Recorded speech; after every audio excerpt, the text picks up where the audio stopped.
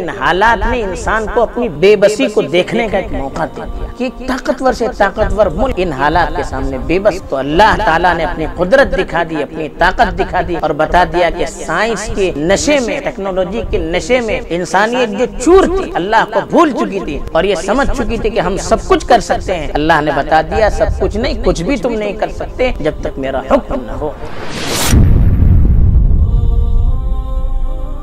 حالات بد سے بدتر ہو رہے ہیں، لیکن افسوس یہ ہو رہا ہے کہ ہم آپس میں محلوں میں بٹے ہوئے ہیں، قلبوں میں بٹے ہوئے ہیں، چھوٹی چھوٹی چیزوں میں آپس میں انتشار کر رہے ہیں اور چھوٹی چھوٹی بنیاد پر آپس میں ایک دوسرے کو تقسیم کر رہے ہیں۔ کتنی بری بات ہے۔ ان حالات میں بھی دشمن ہمارے خلاف سازشیں کر رہے ہیں، ہم کو پست کرنے کی، ہم کو الگ تلگ کرنے کی، ہم کو بدنام کرنے کی لاکھ کوششیں ہو رہی ہیں۔ ہم ان سب چیزوں سے ذہنوں کو ہٹا کر آپس میں چھوٹی چھوٹی باتوں پر ایک دوسروں کے خلاف تبصرے کرنے میں، ایک دوسروں کے خلاف معاشرے میں بدگمانیاں پھیلانے میں لگے ہوئے ہیں، دشمنیاں پھیلانے میں لگے ہوئے، کتنی بری بات ہے۔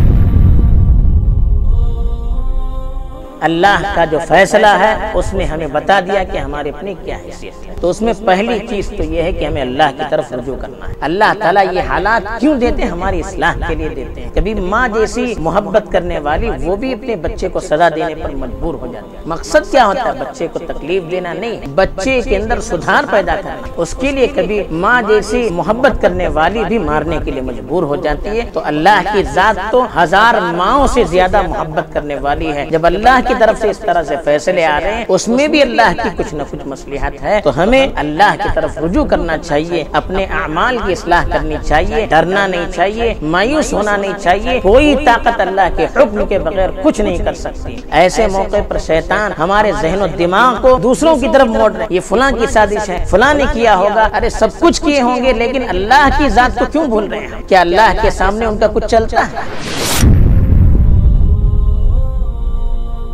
آج کے جو حالات ہیں وہ اس طرح سے کھل کر خوشی منانے کے نہیں، جو حکومت کی پابندیاں لگی ہیں صحت کو باقی رکھنے کے لیے، اس کا لحاظ رکھنا یہ شرعی تقاضا بھی، شریعت بھی ہمیں خوشی میں اپنی صحت کو برباد کرنے کی اجازت نہیں دیتی۔ جو لاک ڈاؤن کے قوانین اور اصول ہیں ان کے حدود میں رہتے ہوئے، اپنے گھر میں رہتے ہوئے، اپنے گھر والوں کے ساتھ ہم خوشیاں منائیں۔ البتہ ان خوشیوں کے دنوں میں ہم ان لوگوں کو بھی یاد کریں جن کے حالات دیگردوں ہو چکے ہیں۔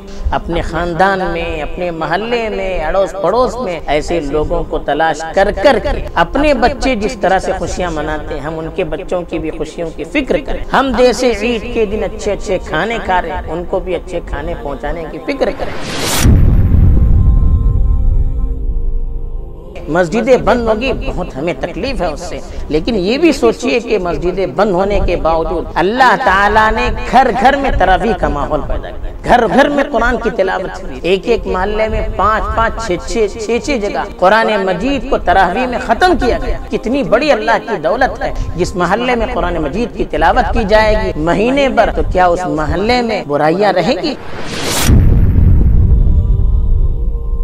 عید کے دن ہم اس کی کوشش کریں کہ آپس کی دشمنیوں کو ختم کریں، آپس کے تعلقات کو نبھائیں، دل کو صاف رکھیں۔ دل کو ہم صاف رکھیں گے، جنت کے اللہ کے رسول صلی اللہ علیہ وسلم نے خوشخبری سنائی ہے۔ سامنے والے کی بھی غلطی ہے تو اللہ کے لیے ہم چھوٹا بنیں گے، اپنے آپ کو جھکائیں گے اور ہم پہل کر کے آگے بڑھ کر ان کو گلے سے لگائیں گے، تو اللہ کے یہاں ہمارا مقام بڑھے گا، سامنے والے کے دل میں بھی ہماری عزت اور ہمارا احترام بڑھے گا۔